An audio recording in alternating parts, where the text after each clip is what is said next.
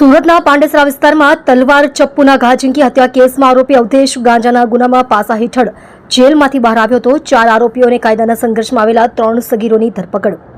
સુરતમાં પાંડેસરાના વડોદ વિસ્તારમાં ગાંજાના કેસના આરોપીએ જૂના ઝઘડામાં એક યુવકની તલવાર અને ચપ્પુના ઘા ઝીંકીને ઘાતકી હત્યા કરવામાં આવી હતી। આ મામલે પાંડેસરા પોલીસે 4 આરોપીઓ અને કાયદાના સંઘર્ષમાં આવેલા 3 સગીરોની ધરપકડ કરી છે। આરોપી અવધેશ સહાની તાજેતરમાં જ ગાંજાના ગુનામાં પાસા હેઠળ જેલમાંથી બહાર આવ્યો હતો। તલવાર અને ચપ્પુ વડે યુવક પર હુમલો કર્યો હતો। મૃતક સંદીપ ઉર્ફે તીસરી રાકેશ સિંહ રાજપૂત ઉંમર વર્ષ 32 વડોદ ગામના આવાસમાં રહેતો હતો અને છૂટક મજૂરી કરતો હતો।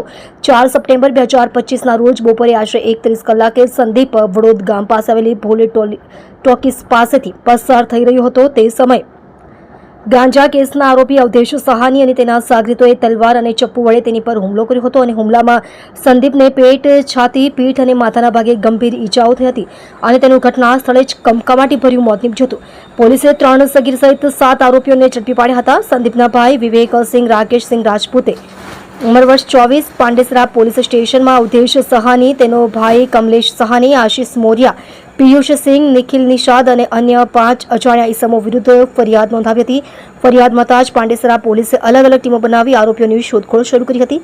બાતમીના આધારે પોલીસે 4 આરોપીઓ અને 3 સગીરોને ઝડપી પાડ્યા હતા। તમે જોઈ રહ્યા છો સુરત સંસ્કૃતિ ન્યૂઝ ચેનલ રાજેશભાઈ સિરસાટની સાથે।